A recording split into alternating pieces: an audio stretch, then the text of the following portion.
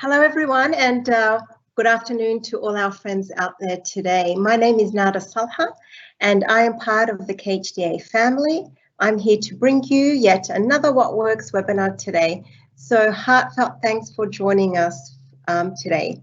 We'll be using the Menti platform as a way to engage with you all today, our wonderful viewers. And may I please request that or invite you to log on to menti.com and enter the code you see on your screen, 25 43 43 3.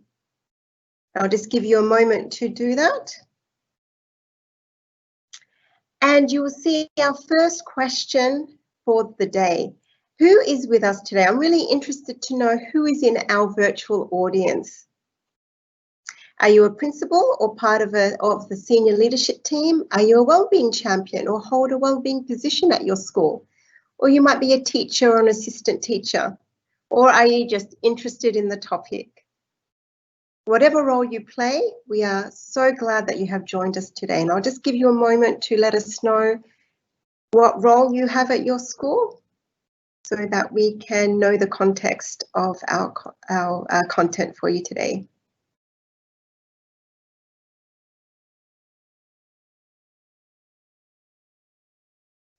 And as you do that, as you know, What Works is all about school collaboration, sharing what is working, creating connections in a virtual world.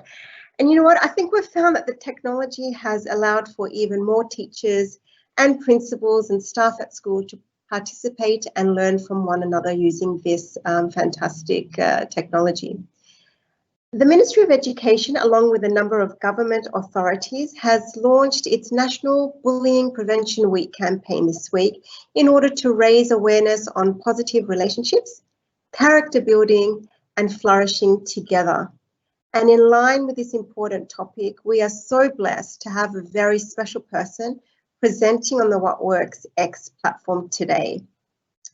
Kinder classrooms, unpacking anti-bullying with practical tips is the topic of today's session and will be presented by Henry Platten, CEO of GoBubble. His presentation will then be followed by a Q&A discussion, which will be facilitated by Magnus. And as you know, webinars on the Teams platform do not allow for verbal interactions with the audience, but please do ask your questions throughout the presentation by submitting them in the chat feature to the right or the left of your screen, ensuring that your questions are on topic. And Maya is there at the back end to moderate the questions coming through on the chat feature. I'll be back at the end of the session to close and to also see quick feedback using menti.com again. So I'll just go back to who is with us today. Wow, we've got a few principals, some wellbeing champions, some teaching staff, and we've got an overwhelming number of people that are just interested in the topic. It's fantastic to see.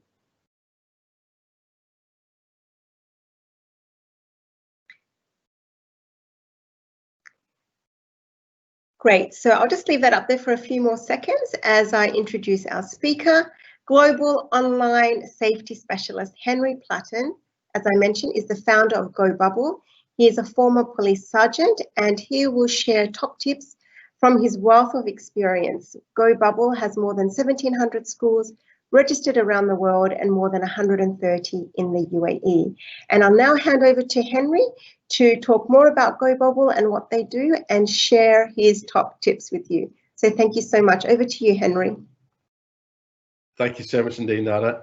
And thank you again, everyone, for tuning in to this What Works webinar. I'm incredibly honoured and proud to be able to share with you all the work which we've been doing here at GoBubble and the journey which I've been on over the last 15 years working in the area of online safety and digital citizenship. So as Nada mentioned, my personal background, I was a sergeant in the police. And also, importantly, I feel for the context of this presentation and looking at the spread of the wonderful audience that we have, I'm also a father. So my children are 4 and 8. So I'm personally invested in the importance around kindness in children and helping to move the narrative and to shift that landscape to a more supportive and inclusive one where we actually see bullying decrease. So I'm just going to share my screen just for the presentation that we have. And whilst I'm presenting, again, any questions that people have, please feel free to put them into the chat area to the sidebar, and then Magnus can pick them up. So as Nada mentioned, with GoBubble and the work that we do there, it's very much geared around kindness. So we've created gobubble.school. Oh, sorry, Nada, I just need to request control, if that's okay.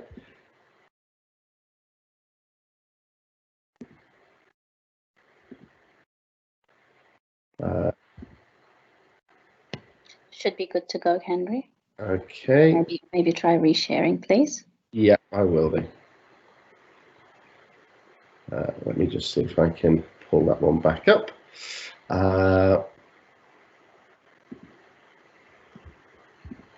And hopefully you can see the presentation now.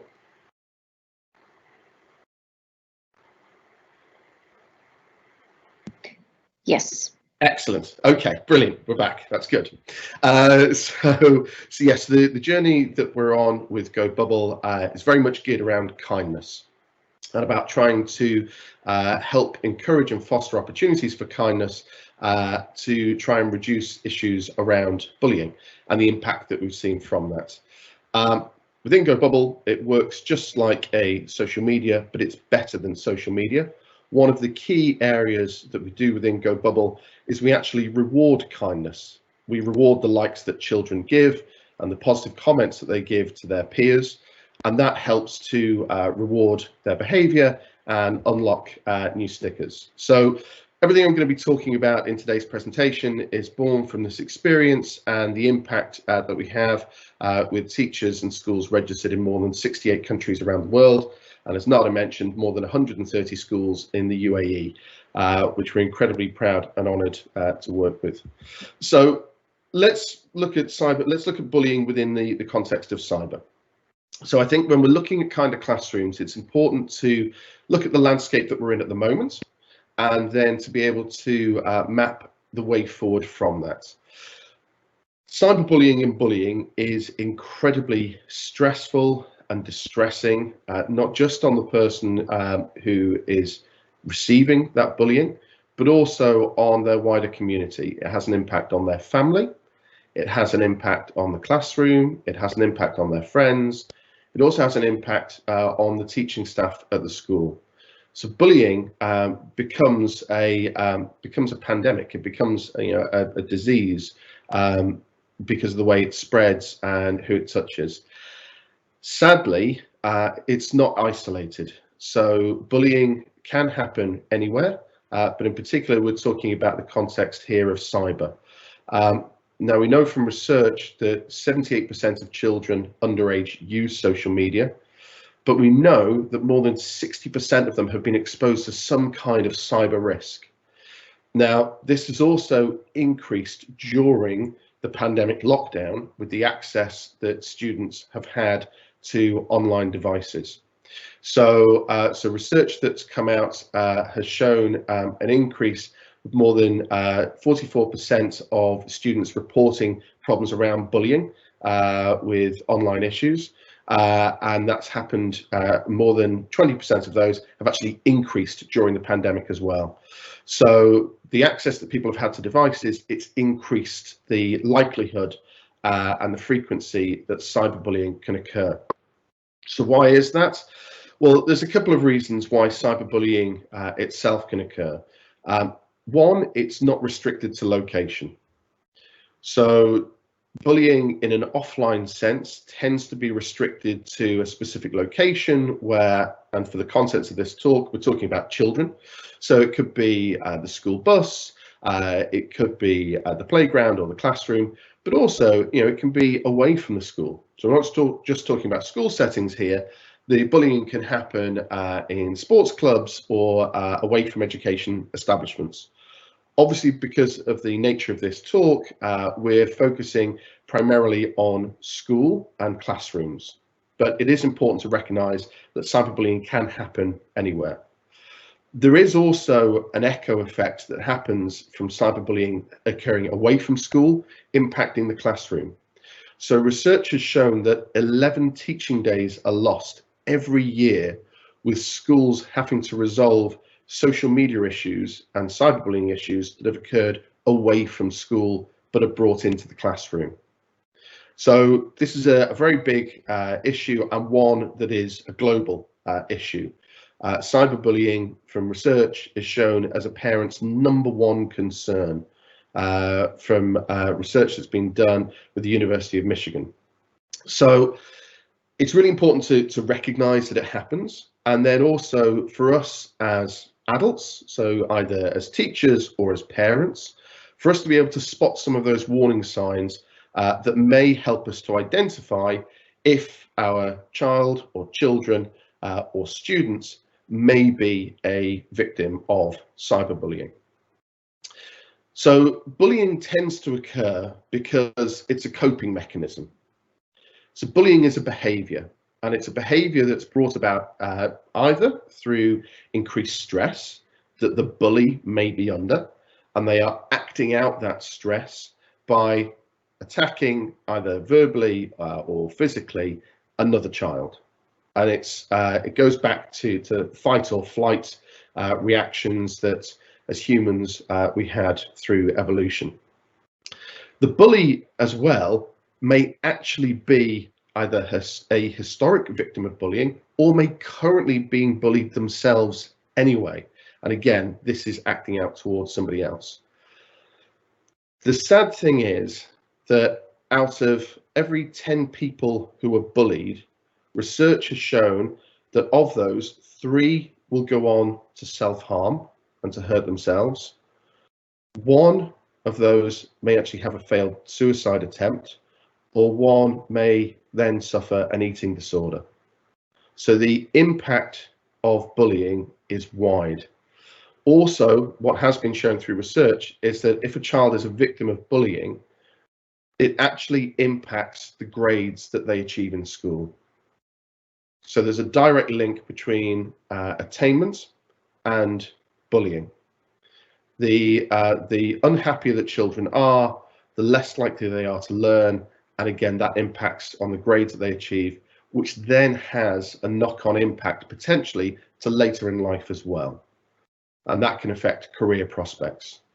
So it really is an issue which obviously has, and rightly, a lot of attention in actually how can we move the narrative forward, how can we look to break down this cycle, and how can we look to actually support our children and to address cyberbullying and to stop it. One of the main reasons why cyberbullying in particular can come about is, 1, the repetition. So it's not restricted just to one location. Cyberbullying can happen at any time of the day or night, and the 2 people, the bully and the victim, do not have to be in the same location. So that's one of the main issues that comes through with cyberbullying. The other issue is the repetition. So when bullying offline occurs and it's restricted to a geographic location, we know that as soon as those 2 parties separate, whilst the victim still has the psychological impact that will echo on afterwards, that distance actually becomes a coping mechanism, and they know that they can decompartmentalize that and try and get some respite from the bullying. With cyberbullying, though, there isn't that break, and that's one of the issues. The inhibition as well comes through from the bully's perspective, because when communicating with the device, again, evidence has shown that people don't identify the same context as if they were stood face to face and saying it. What that means is people who may not normally be a bully potentially could actually have that increased risk. There isn't evidence to prove that, but obviously that's a potential risk that could be there.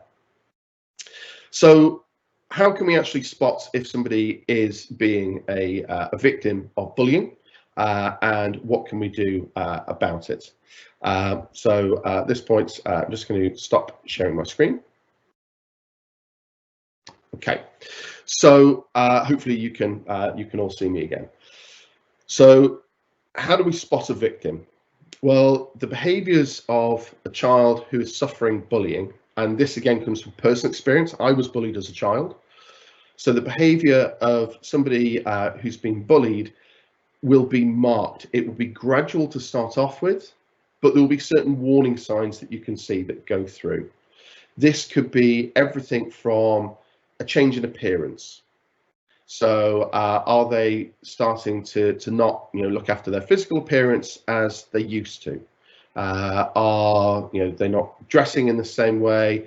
They're not looking after their hair. They're not looking after their physical appearance. The other one is a change in their mood. So they will become more withdrawn. They might actually become more irritable and more snappy, and that's because of the stress that they're going under. So it's very much, how are they behaving normally, and is this suddenly changing either way? And if there is a change either way, that's showing the stress that they're under. One of the marked ways through cyberbullying is that if somebody is a frequent user of their mobile, and they are usually very comfortable with a device and a mobile device, as a parent, what you can actually start to pick up on, and not just as a parent, but also a carer at home, when the alerts go off, when the notifications go off on their device, are they reacting nervously? Are they furtive? Is there something which they appear to be on edge about? Whereas previously, if the phone had gone off or if there'd been a notification, they would have picked it up straight away and started communicating. The same is around attendance in schools. So obviously at the moment we have the hybrid model. With those who have the face-to-face model, and for those students who are taking part in the face-to-face model, and one of the questions that we had through prior to today's session, and we had a lot of questions, so thank you very much indeed. One was around the school bus and what can happen with regards to students on the school bus. How do we know if they're being bullied? How do we know if there are issues? One of the main ways is that you can see, well, are they missing attendance? Are they late for the bus? Are they taking their time at home, dragging their heels before leaving in the morning more than they would do normally? That kind of behavior, again, can give you an indication that something might be an issue. Now, within a school bus, obviously, it's a very small area that we're talking about. Pre-pandemic, what we would always advise and what we would look to is a buddy system, so that the child who may be a victim of bullying has a friend who also shares the same bus, and they officially become buddies together, which means that the other child on the bus would save the seats or would be able to orchestrate it that they can sit with the person who's being the victim, and therefore have that moral support on the bus journey going through. Obviously, depending on the local restrictions that you have and the protocols for the school bus, you would have to review if that can actually be appropriate and be delivered at this time during the safety measures and understandable safety measures with COVID. The other important thing with bullying is to actually address it head on. So we now know from some of the signs that a child may be a victim of bullying because of some of the behaviours that they're starting to demonstrate and are starting to leak out in their behaviour. As educators as well, one of the key areas that you can always have a look at, which I touched on earlier, was how bullying can impact on grades and on their attainment. If a student who was previously very engaged in class may have been asking questions, certainly getting consistent scores on assessments, suddenly becomes withdrawn, they're not asking questions, the hand isn't going up as much as they would do normally, or they're not volunteering for roles like they used to, and their grades start to go down, and again in a consistent manner, then that again could be indicative that they are suffering some form of bullying. So there are warning signs that we can pick up on. Now, as you've probably guessed from what I've alluded to so far in today's talk, that when looking at bullying and looking to address it, there are two key partners within the process which are vital, and that's both the parents and the home life and the school. because for a child, their life centers around those 2 points. Those are the 2 consistents that they have. And we're talking about around about 1.3 billion school-age children in the world. So channels of communication between teacher and parent, where there is a concern around bullying, are really important. It's also really important for the child to know that they will be listened to and that their opinion will be valued. Now, some children will report back to parents that there is an issue, but they don't want them to do anything about it. They don't want school to know. They don't want the parents to notify the teacher. It's down to you as a parent to make the judgment call, because you know your child the best. So you need to be involved with that if you're a parent, to assess that situation. There will be certain times, and again, as a parent myself, there'll be certain times that my daughter, for example, may report something through and say, actually, I'm happy for you to tell school if that's okay. Or she may say, I'm just telling you, I just want you to listen. I don't want you to do anything. I don't want you to advise on it. I just want you to listen. And that's one of the most important things as well, is that when we're looking at changing this landscape to then look at kinder classrooms and be able to push it forward, and everything I've said about the research about how it can impact children in a negative way with their grades, actually can do completely the reverse. The happier children are, the kinder the classroom, the kinder their life is, their whole life, the higher the grades they'll get, and therefore increasing that positive cycle going forward for the future. So what can we actually do around that? What are some techniques and what are some tips that can come through? Well, one of the questions that we had previously, prior to the session, was actually starting at our most youngest. So we're talking about kindergarten age, and what intervention can we do at kindergarten age to then be able to set those positive behaviours for later on in life? Well, as I mentioned, my son Rocco, he's 4, so he is in kindergarten at the moment, and there are certain measures which, as parents, we've done to help Rocco up to this stage, and I know that school are now doing. Well, one of them very much is around that buddy system. So the whole issue that can come through with bullying is that some of the times it can be jealousy that drives it, and it can also be a lack of understanding from the bully towards the victim. So one of the ways to break that down, obviously, is to make sure that children in school have a strong friend network, but also that that friend network is wide. So it's making sure that children spend time with other children in the class, particularly in kindergarten, and that they're playing with children, ideally in an equal way. And learning through play is such an important area. Also, when talking about learning through play with bullying and cyberbullying, Lego have now produced some materials which are free on their website about how to use Lego to spark discussions around bullying. When fast forwarding then from kindergarten to elementary and primary age, so talking very much now, PK6, PK5, PK6 age. This is where behaviours are starting to become more borne out. So children are obviously developing closer friendships. Now, one of the key aspects of bullying is around behaviour, and it's that value of self and worth and how they're fitting into the world and what the world looks like.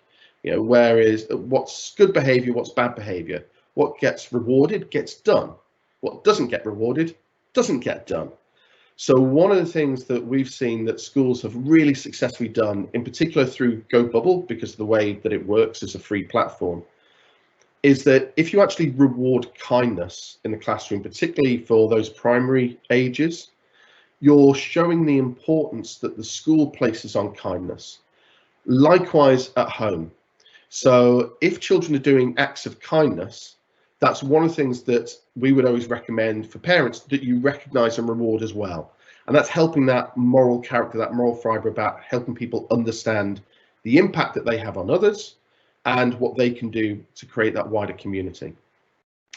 There's also the area of issue resolution. So if there is an incident that comes up where there is a bully and there's someone who's a victim of bullying, one of the areas that research shows, and organisations, great organisations like Ditch the Label put forward, is that if a child can then have the opportunity of talking with the bully, if there is a safe environment to do that, and helping the bully understand the implications of how it's making them feel, that can be a positive way to actually help to resolve the situation going forward for the longer term for both parties, because they're understanding the impact.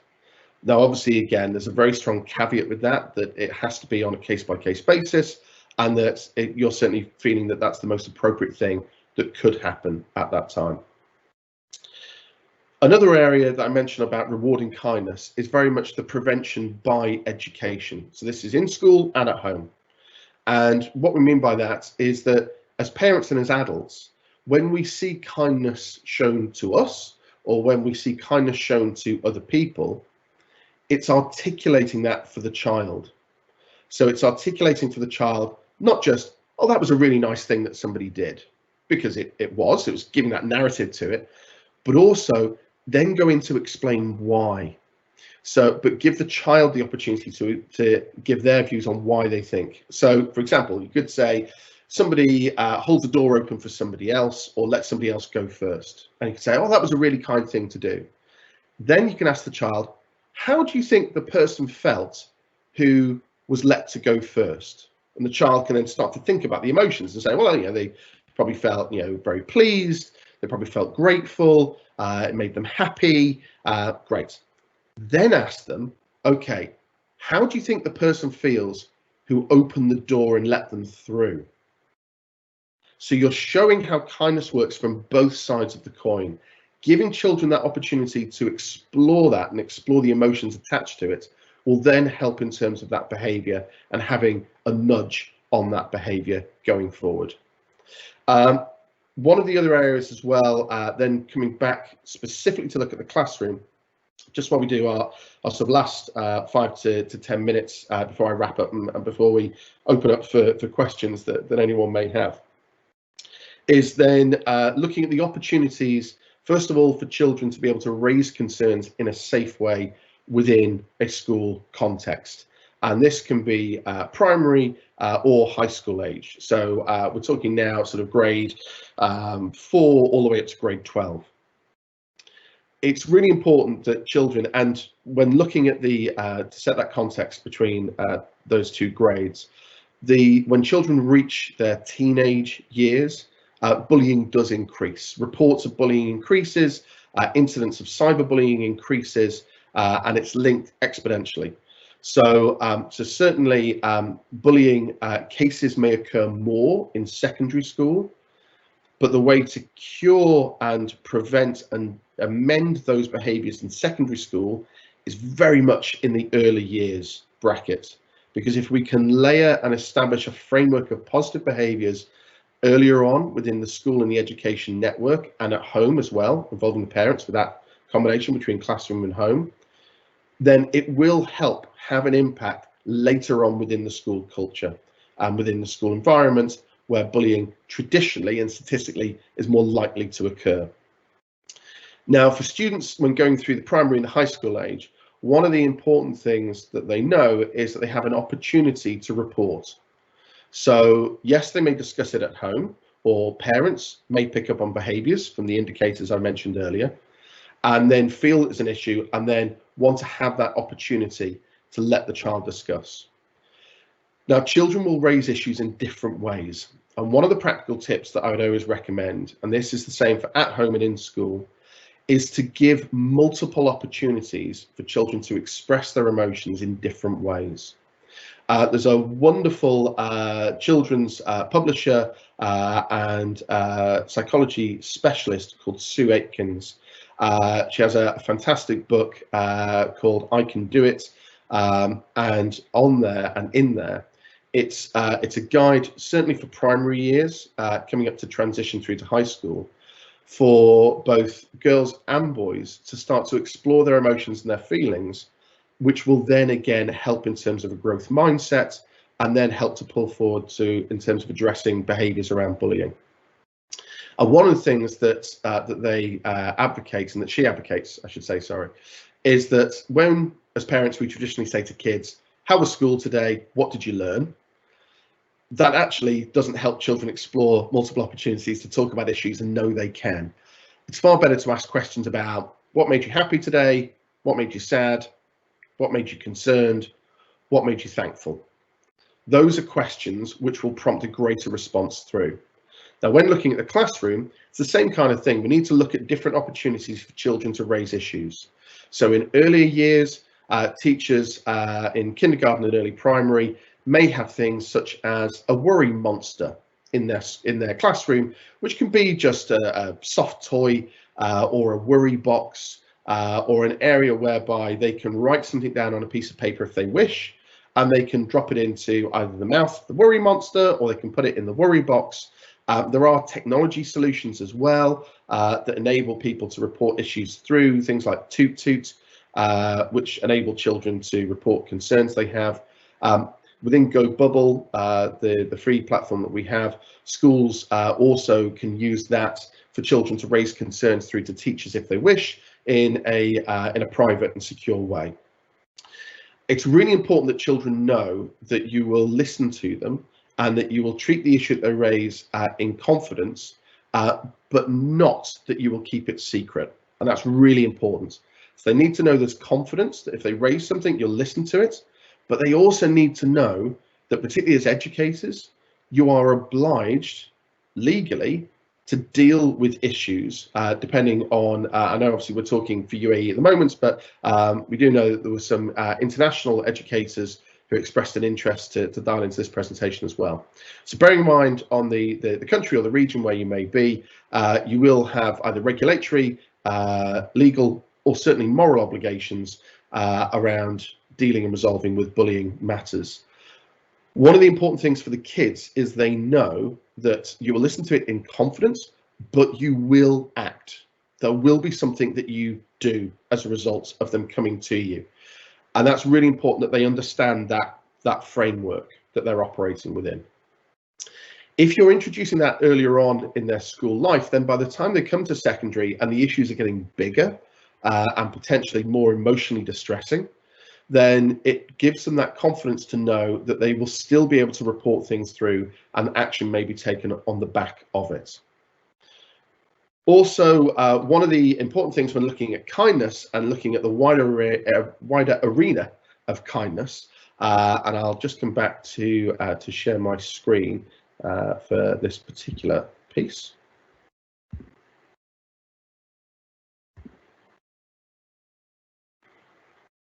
Okay, so we talked about the landscape and the measures and the practical tips in terms of how we can look at stop cyberbullying. It's very much about changing that narrative, changing that landscape, and actually looking at the learning opportunities to change behaviours, the learning opportunities to introduce those coping mechanisms, and to enhance the opportunity for children to be happier, to improve their grades as a result, and improve their future prospects. This week, as Nada mentioned, is the launch with the KHDA of looking at bullying and kindness and moving that landscape forward, which is fantastic and very transformational.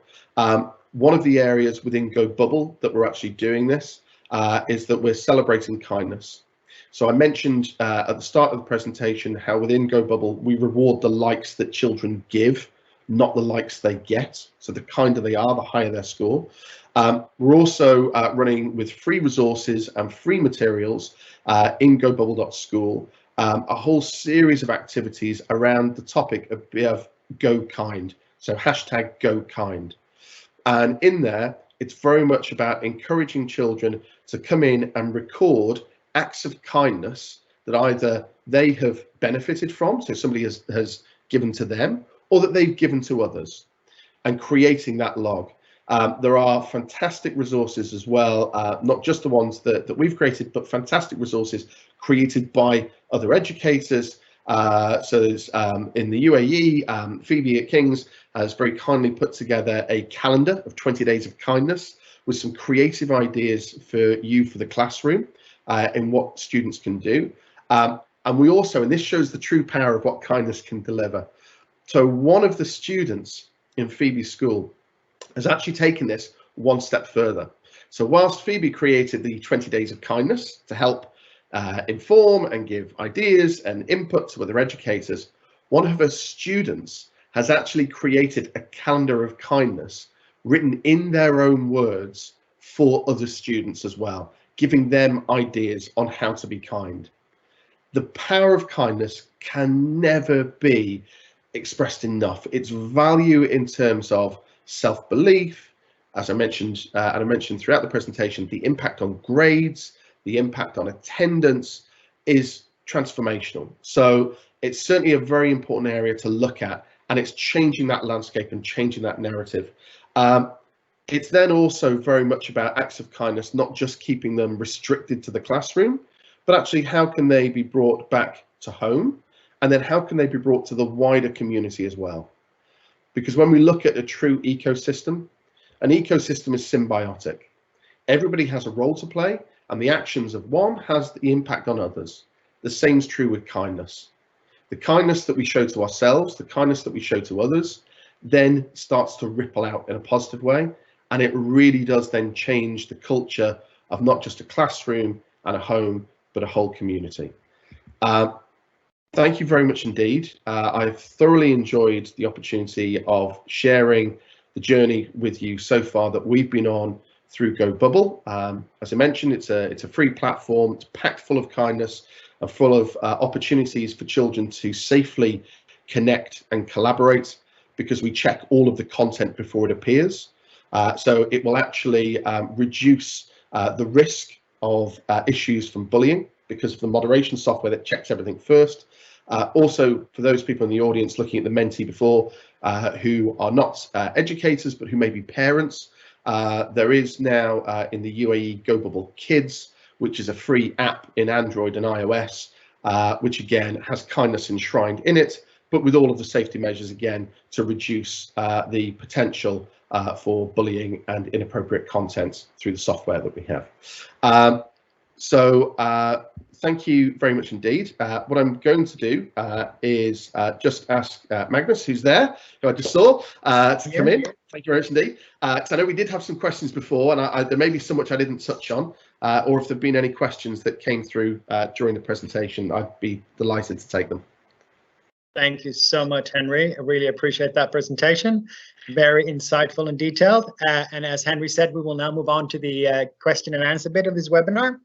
And in the registration forms that you've all filled in prior to this webinar, and many of you have submitted some questions that I will pose to Henry. And I also do encourage you to use the live chat feature on the right-hand side to your screen to continue asking more questions. But let's kick this off. Let's actually go to the live chat feature there. I see we have a question here from an audience member. How do we increase friendships during the lockdown? What would be your suggestion there? Yeah, that's a very good question. One, yeah. Yeah, and it's one which when we look at school has a wealth of different opportunities that come through from it. There is traditional learning and teaching that comes through from the delivery of the teacher, of the educator, and the facilitating of that learning journey for the children. But there's the wider community aspect.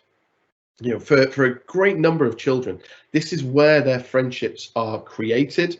This is where their friendships for life are fostered and nurtured, and will then carry through. And I'm sure we all have at least 2 or 3 friends that we may have known from kindergarten or primary that even later in life now as parents we're still in contact with in one way or another. Now, because of the situation that we have at the moment with the pandemic globally, we've seen a huge shift in terms of authentic friendship during this time. And what we've seen is actually the impact that can have on the mental health of children.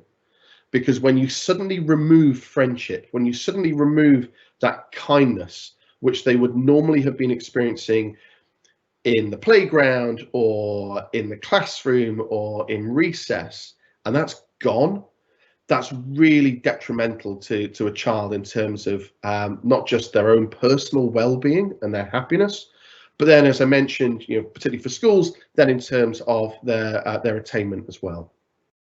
Now, we're really proud that one of the areas that we've done and that we've been able to help schools with, and prior to COVID going global, so early this year, GoBubble, we had schools registered in 22 countries. and we're now registered in 68 countries. And that's been because teachers and parents and kids have seen that by using GoBubble as a safer form of communication, as a safer form of collaboration and of friendship, that's enabling to reinstate that classroom environment or the playground environment of that nurturing of the friendships, that's actually had a really positive impact on kids' mental health. One principal has actually said that using GoBubble within their school has given their kids their spark back. It's actually helped to reignite that and to maintain those friendships. The beauty as well for parents and for teachers is that you're not having to police the content. So it's not suddenly giving them a communication tool where you have to sit there and either manually approve all the messages before they appear, or just like the Wild West, let them in and let them communicate and then deal with the issues afterwards. Within GoBubble, it addresses that for you. So looking at opportunities for them to collaborate is really important. Looking at ways for them to just be a kid, to talk about their friendships, and like the messages that we see that come through GoBubble are just, they're beautiful, because the moderation system checking it and then with the oversight to make sure that the algorithms are working as they should. You can see those friendships coming through, and kids saying that they miss school because they miss their friends. They also miss school because they miss the teachers, but they miss school because they miss their friends. But then kids saying that they now have that opportunity within GoBubble to still chat with their other friends is brilliant. And in particular then for outside school, that's why the GoBubble Kids app has been launched, is that within schools, particularly now with hybrid models, where classes may go into a small lockdown if a case has been found. Actually, how do we keep those kids connected outside of school in a safe way? And that's what we're proud to have been able to help with. We also have a question here. Thank you so much. We also have a question here from Ishanj. What if the child is getting bullied but acts normal? So here you've touched upon that before as well, regarding to start that dialogue with the child. Also, just in regards to the teacher, what would be the preferred steps that a teacher should be mindful of when you approach a student as such? Do you take him one-on-one, after class, or do you approach the parent? What would be the appropriate steps to not sort of upset the child, to not corner the child? Yeah, a really good question, and one that probably needs its own webinar to answer it all, to answer it all fully. So a couple of sort of headline takeaways from that. So it's always on a case-by-case basis. So there wouldn't be one set model to always follow, but I'd say if you were looking at anything to guide you through, always put the child at the center of the decision making. And when I say put the child at the center, I mean the whole child. What's their personality like?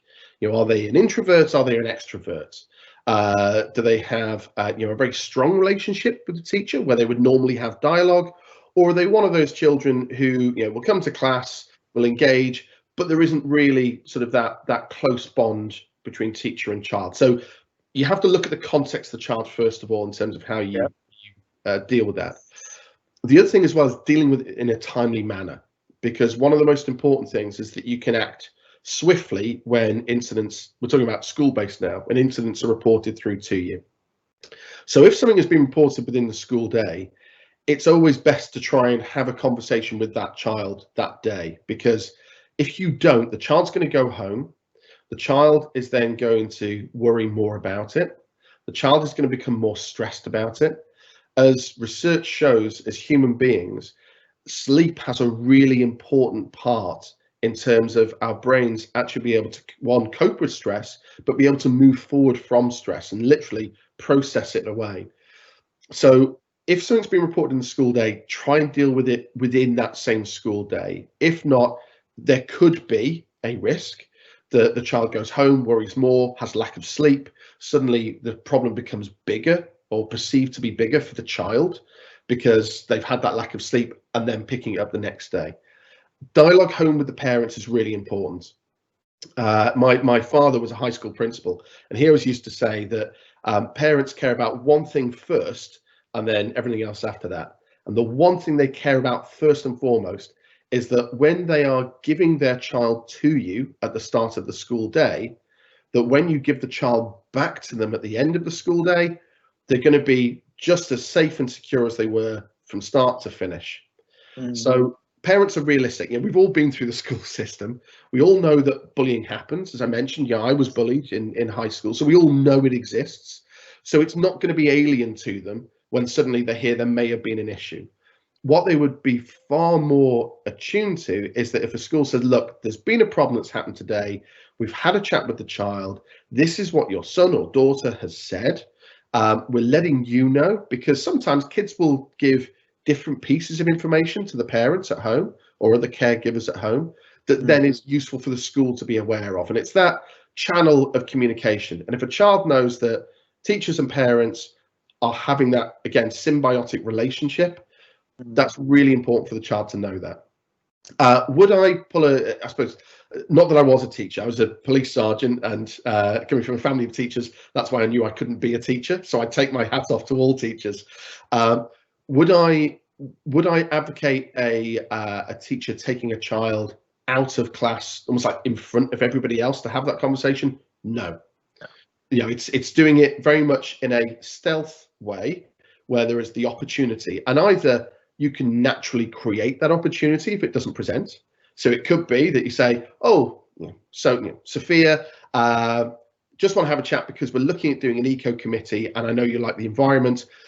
We need to go and have a chat with and name another teacher.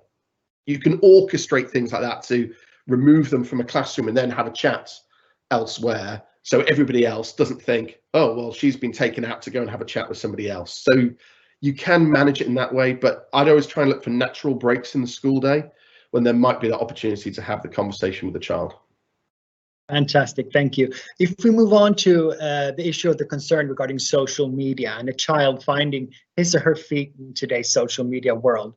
As parents and as teachers, if you could share your thoughts on the often criticized social media platforms that are out there and how detrimental they are to our children. What is the right approach? And the saying for a lot of things in life goes, you can't live with it and you can't live without it. So how do I open the conversation with my own child or my students on how to approach the often common use of bad language amongst peers and the respect that has to be shown to anyone in any given circumstance? Yes, definitely. First and foremost, current social media, so all of the main platforms, is broken. It's just... it's a broken world. yeah, it is. Sorry, I've just had a phone call that was just coming through to my phone, which is why it suddenly flipped the camera off. Hopefully you can still see me. Yeah, we can. Excellent. Let me just come back into Teams. There we go. I can see you again now. And there we are, just talking about modern technology, and suddenly it kicks in. So social media as it currently stands is broken. It encourages, this is in my opinion, it encourages narcissism. It encourages the worst in humans.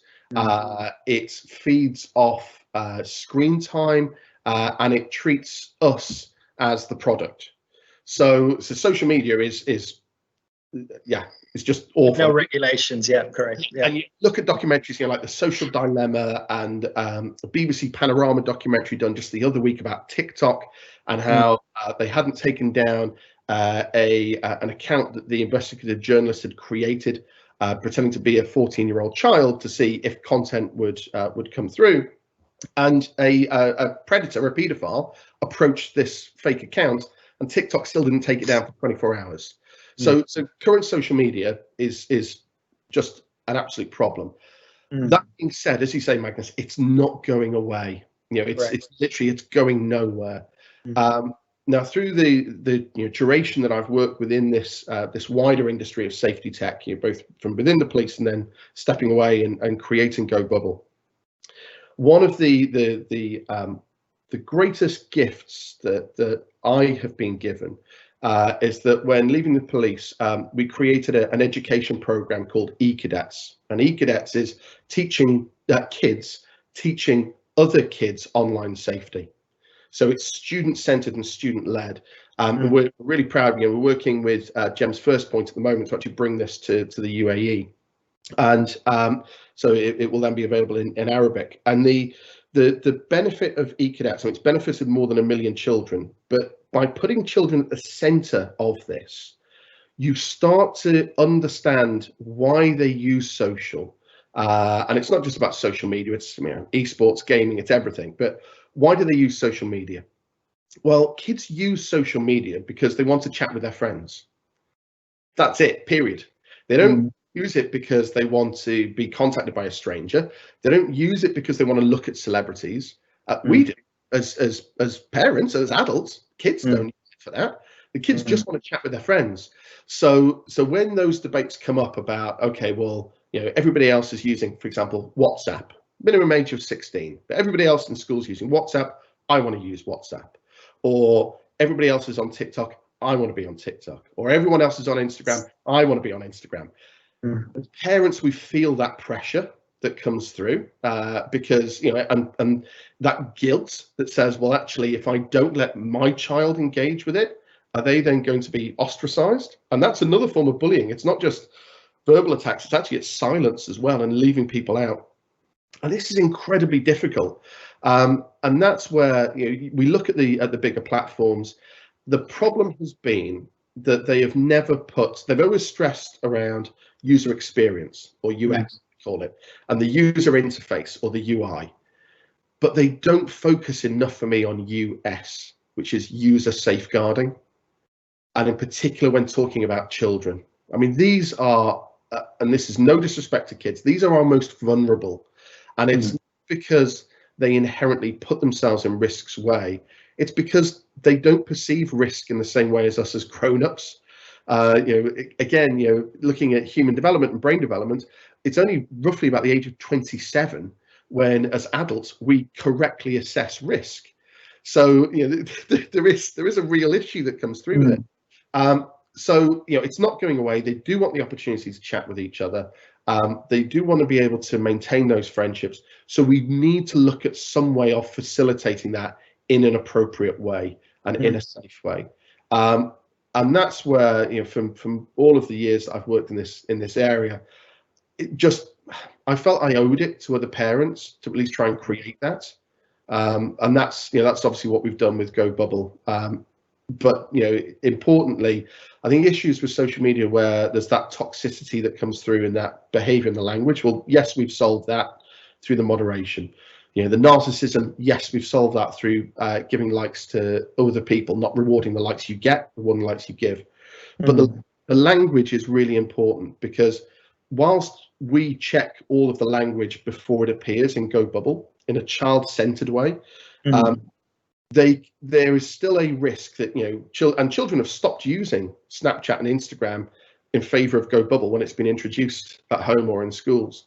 But there is still always that risk that kids are going to use other platforms. They're going to experience or encounter other words that are then picked up.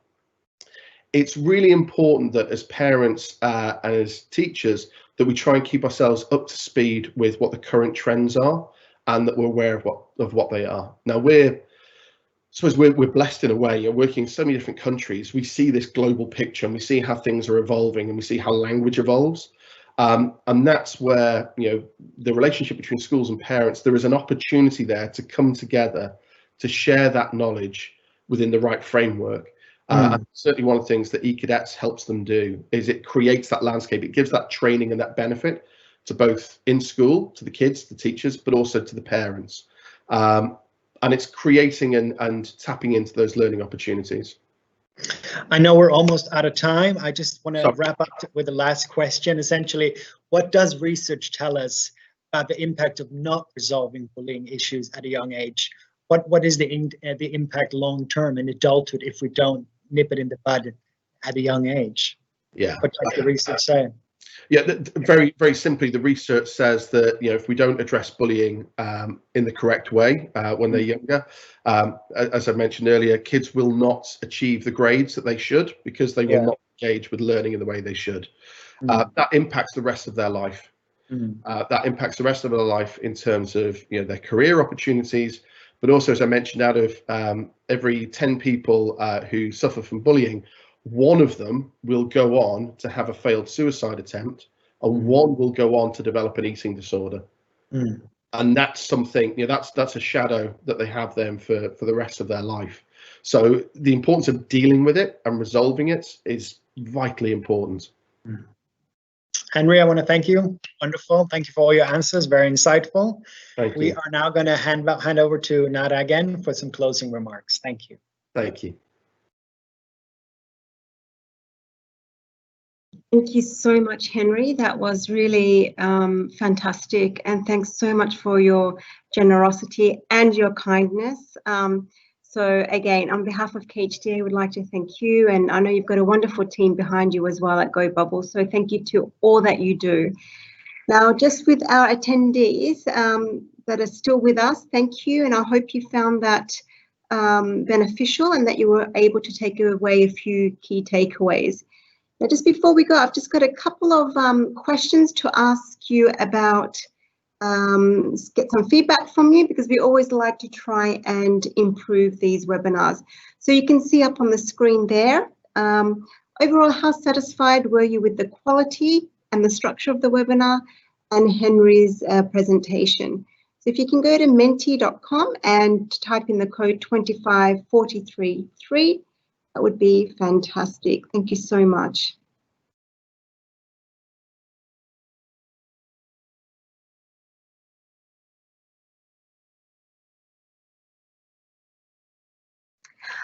Okay, and just to get your feedback over here, would love to know, what did you learn from Henry's presentation? Are there things there that you would take back to your school to help with building relationships at your school? Are there certain interventions that Henry may have mentioned that you feel, wow, that's a really good one that I can implement in my school from tomorrow? Would love to know what would be your thoughts on that. Just write a few words and we'll be able to reflect on that.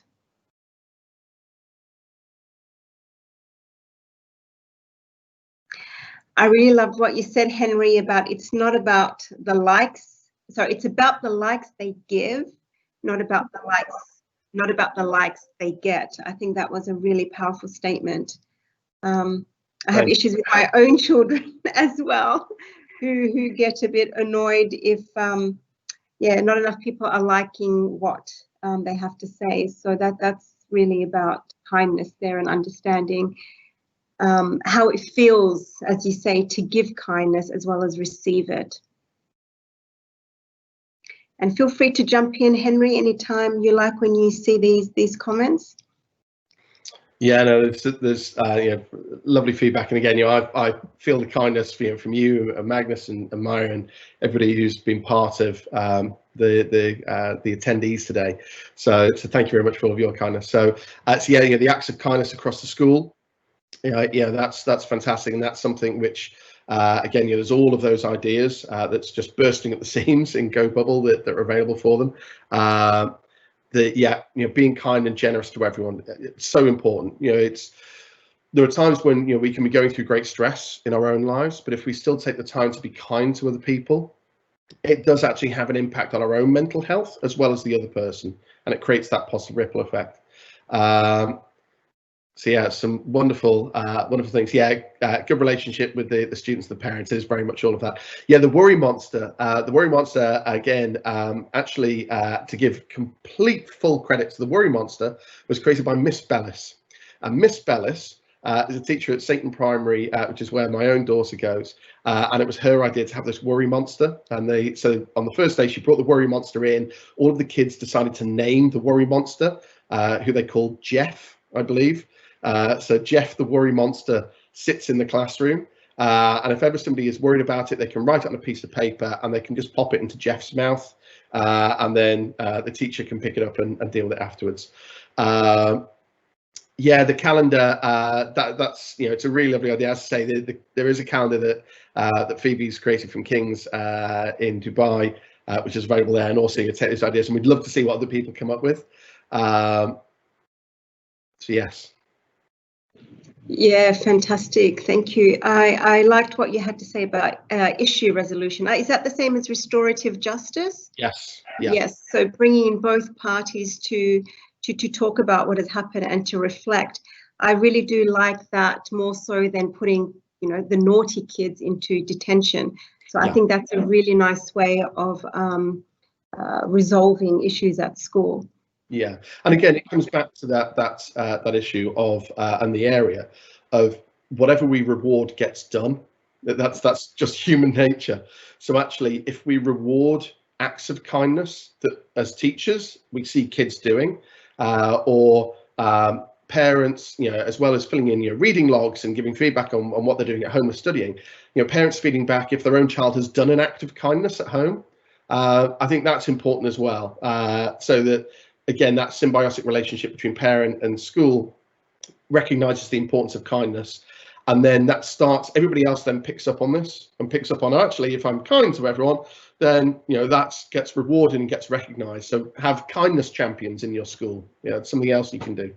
Yeah, it's about putting that spotlight on the behaviour that we want to see, for sure. Yeah, using those words rather than highlighting bullying, we're highlighting the kindness, the kind behaviour, the respectful relationships, the positive relationships. Thank you so much, Henry. That's fantastic. And thank you to everyone for your comments. It looks like you did take away a lot from today's session. And you're able to put them into practical terms within your own school context.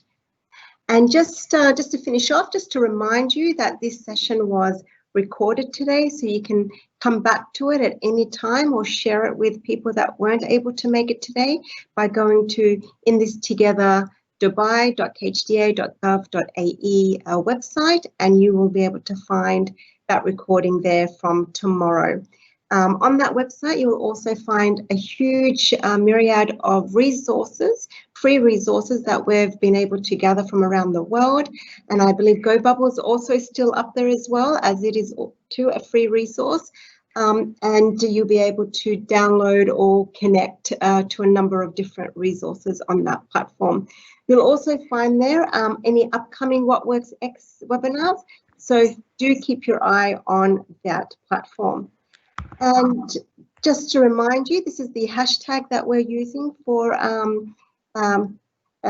positive relationships this week, which is flourish_together, being well Dubai. And remind me, Henry, your one was hashtag be kind. Go kind. Hashtag go kind. Hashtag go kind. So let us know what you do. Tag us, tag GoBubble, and would love to hear and see what you all are doing across your schools, not just this week, but at any time of the academic year. So that brings us to the end. Thank you so much, everybody. And again, thank you to Henry, thank you to Maya, to Magnus, and to everyone out there for coming together for today's webinar. And from me to you, be kind, and good luck and best wishes to you all. Thank you so much. Bye-bye. Thank you. Bye-bye. Thank you. Bye-bye.